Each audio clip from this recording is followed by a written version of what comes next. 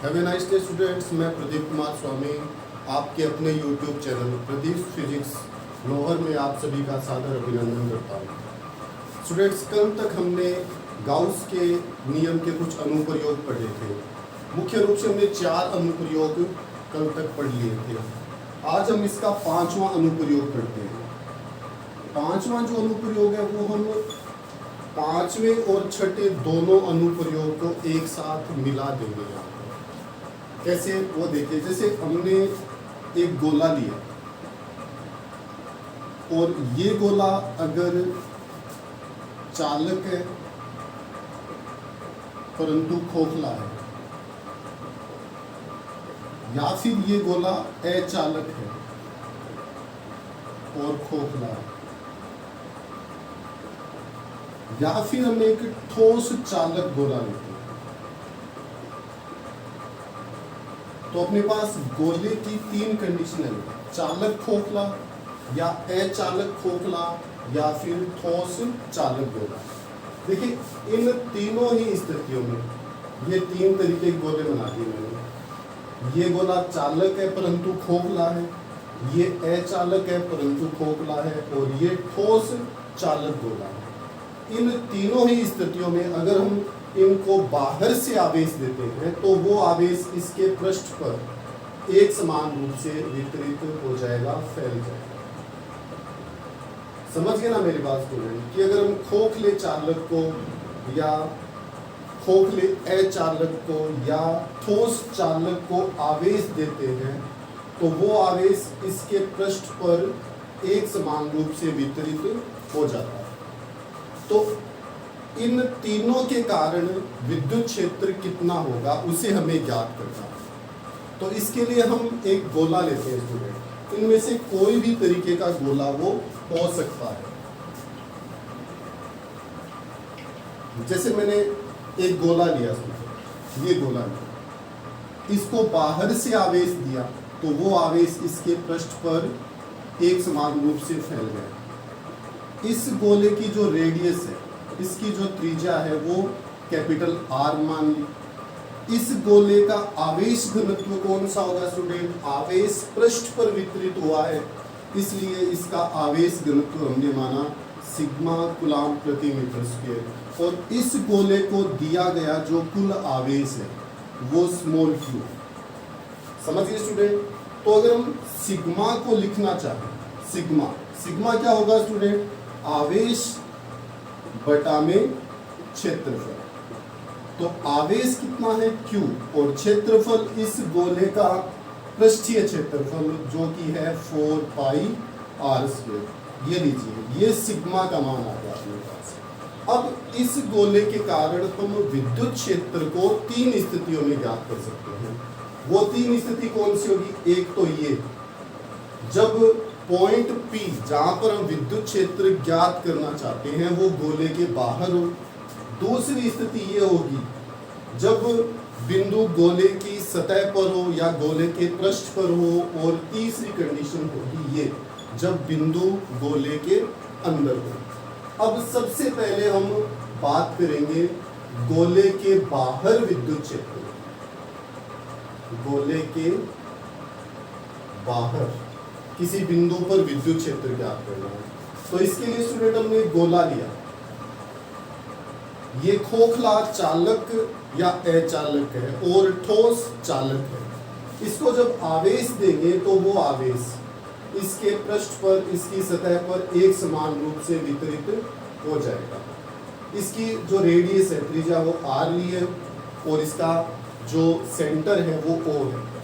गोले के बाहर एक पॉइंट P लिया स्टूडेंट, इस P पर हमें विद्युत क्षेत्र की तीव्रता ज्ञात करनी है। मान लिया गोले के केंद्र O से P की जो डिस्टेंस है वो स्मॉल r है। अब हमें विद्युत क्षेत्र ज्ञात करना है गाउस के नियम से। तो पहला काम हम क्या करते हैं स्टूडेंट, कि एक काल्पनिक बंद पृष्ठ की कल्पना करते हैं।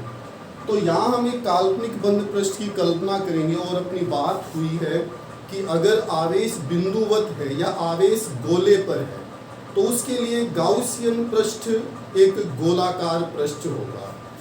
परंतु P जो है वो उस गोले के पृष्ठ पर होना चाहिए। इसलिए मैंने स्मॉल आर त्रिज्या के एक गोलाकार गाउसियन पृष्ठ की यहाँ पर कल्पना की। ये अपना गोलाकार गाउसियन पृष्ठ हो गया स्टूडेंट। अब इस गाउसियन पृष्ठ से हमें निर्गत फ्लक्स ज्ञात करना है दो तरीकों से, परिभाषा से और गाउस के नियम से। परिभाषा से फ्लक्स निकालने के लिए मैं यहाँ पर एक अल्पांश क्षेत्रफल लेता हूँ स्टूडेंट। ये अल्पांश क्षेत्रफल लिया ds। तो ds की जो डायरेक्शन है वो ये होगी स्टूडेंट। जैसे यहाँ पर अल्पांश ये है तो दिशा फिर इसके लंबवत बाहर की तरफ, ये ds की डायरेक्शन होगी। और विद्युत क्षेत्र वो इसके कारण होगा स्टूडेंट, और गोलीय आवेशित चालक के कारण विद्युत क्षेत्र उसके लंबवत होगा, इसके तल के लंबवत, मतलब ये विद्युत क्षेत्र की डायरेक्शन होगी, ये ई की दिशा। ओके स्टूडेंट्स, तो इस अल्पांश से निर्गत फ्लक्स को मैं लिख रहा हूँ डी फाई से, और डी फाई किसके बराबर होगा, integration E dot D S. ये लिखिए अल्पांश से निर्गत फ्लक्स डी फाई बराबर ई डॉट डी एस। पूरे गाउसियन पृष्ठ से निर्गत फ्लक्स चाहिए तो हमें इसका इंटीग्रेशन करना होगा। तो इंटीग्रेशन डी फाई बराबर integration E dot D S. ये लीजिए सुनिए, ये अपने पास संपूर्ण गाउसियन पृष्ठ से निर्गत फ्लक्स आ गया गाउस के नियम से। यहाँ पर हम एक सर्किल लगाते हैं, वो ये बताता है कि ये जो पृष्ठ है वो बंद है। डी फाई का इंटीग्रेशन फाई हुआ और इसको लिखा हमने E D S cos of theta. Theta कौन है स्टूडेंट, ई और डी एस के बीच का कोण। ई और डी एस की डायरेक्शन देखो स्टूडेंट सेम है, तो थीटा की जो वैल्यू है वो कितनी होगी, 0। इसको हल करते हैं स्टूडेंट, तो फाई बराबर integration E D S cos of 0। Cos of 0 की जो वैल्यू है वो 1 है। इसको हम लिख सकते हैं फाई बराबर, ई को बाहर किया स्टूडेंट तो इंटीग्रेशन क्लोज सरफेस के लिए ds, ये हो गया। ds का इंटीग्रेशन क्या होगा देखिए, मतलब जितने भी ds हैं उन सब का योग। ds इस गाउसियन पृष्ठ का एक अल्पांश है, इस पर खूब सारे अल्पांश ऐसे हो सकते हैं, और इंटीग्रेशन ds मतलब सभी जो गोले पर अल्पांश है वो जुड़ जाएंगे। सारे अल्पांश जुड़ेंगे तो गोले का पृष्ठ बन जाएगा, और गोले का पृष्ठीय क्षेत्रफल स्टूडेंट कितना होता है, जिसकी त्रिज्या स्मॉल r हो, वो है 4 पाई स्मॉल r। ये लीजिए स्टूडेंट, तो हमने गाउस के नियम से इस गाउसियन पृष्ठ से निर्गत फ्लक्स ज्ञात कर दिया। अब हम गाउस के नियम से फ्लक्स निकालते हैं। अभी हमने परिभाषा से फ्लक्स निकाला, अब हम गाउस के नियम से फ्लक्स निकालते हैं। गाउस के नियम से फ्लक्स क्या होता है स्टूडेंट, बटा में तो एप्सिलॉन नॉट आता ही है, ऊपर कौन आएगा कि गाउसियन पृष्ठ के अंदर आवेश,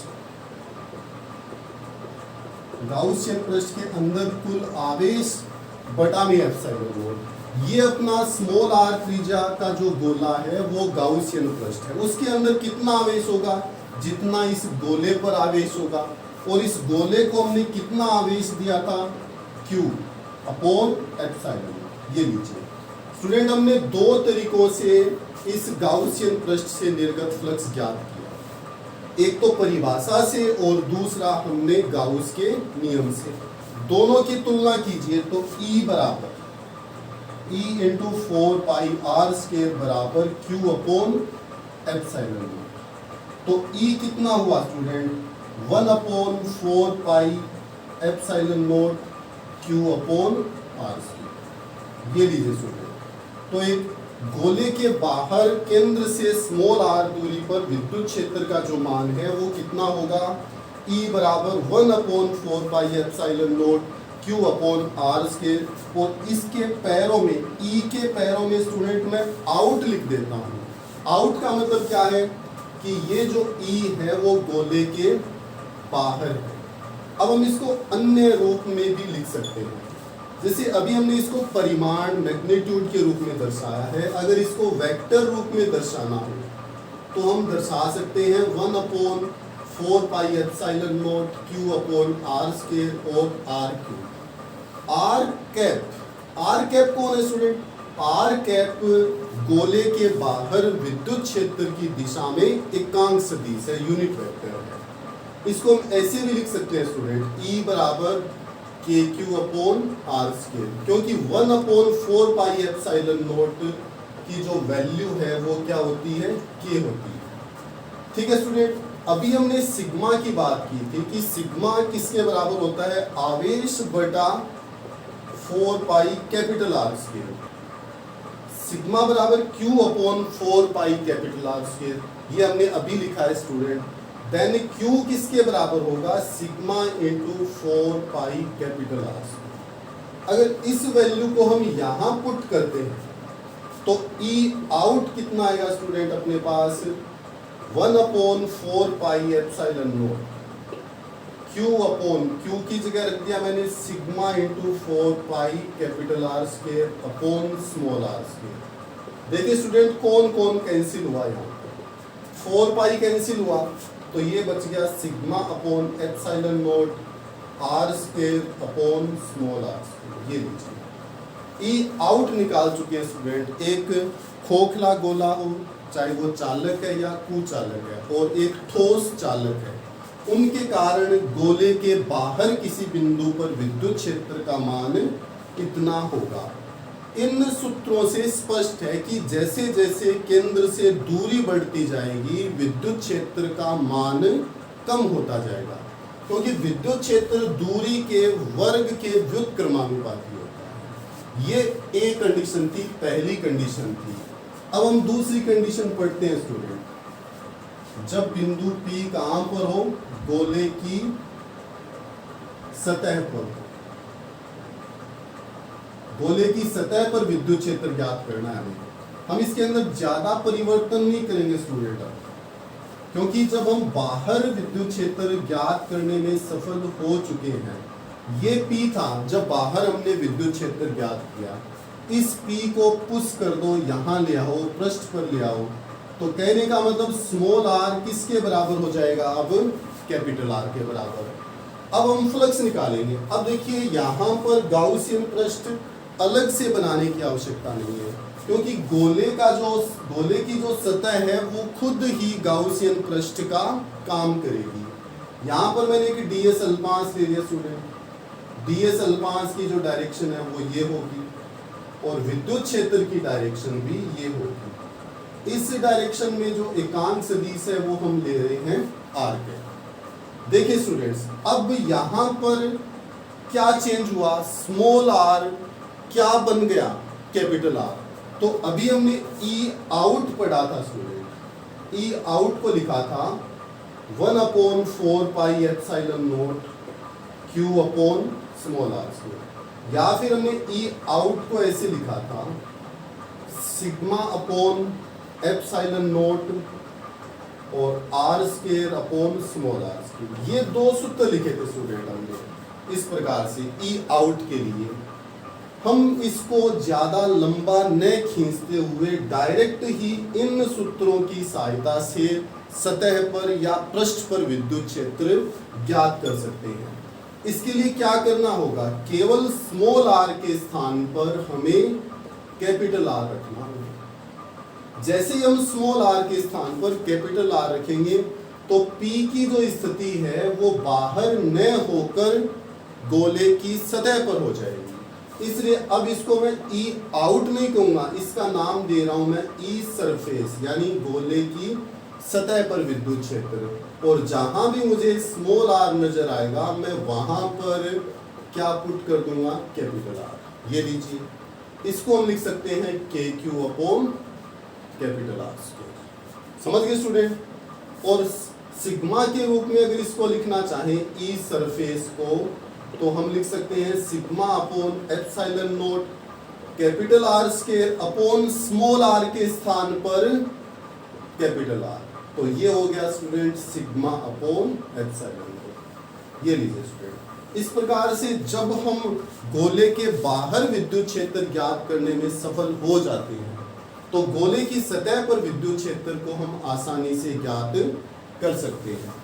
अब हम इसकी तीसरी कंडीशन और इसकी आखिरी कंडीशन लेते हैं, जब बिंदु P कहाँ हो, गोले के अंदर हो, यानी गोले के अंदर विद्युत क्षेत्र ज्ञात करना है।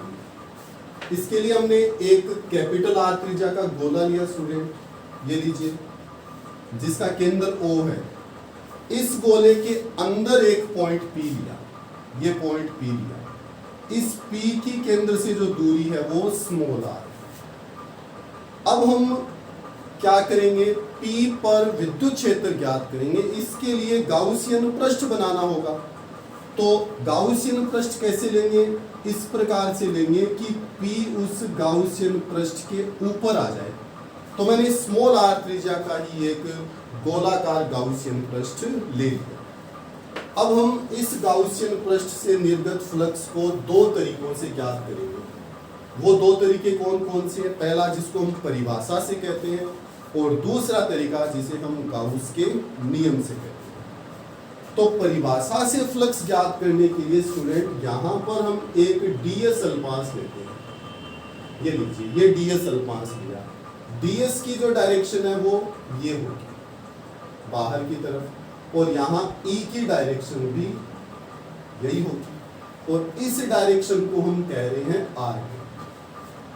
ठीक है, तो इस अल्पांश से निर्गत फ्लक्स d फाई बराबर कितना होगा स्टूडेंट, E डॉट ds। ये अल्पांश से निर्गत फ्लक्स आया है। संपूर्ण गाउसियन पृष्ठ जो स्मॉल r त्रिज्या का एक गोला है, उससे निर्गत फ्लक्स ज्ञात करना हो तो हमें इसको इंटीग्रेट करना होगा। इंटीग्रेशन d फाई बराबर इंटीग्रेशन क्लोज सरफेस के लिए E डॉट ds। ये लीजिए, d फाई का जो इंटीग्रेशन है वो फाई होगा, और इसको इंटीग्रेट जब हम करते हैं a डॉट b की तरीके से, तो E ds cos of theta. ये लीजिए, थीटा स्टूडेंट हम देख रहे हैं 0, क्योंकि E और ds दोनों एक ही दिशा में है, इसलिए थीटा का जो मान है वो 0 होगा।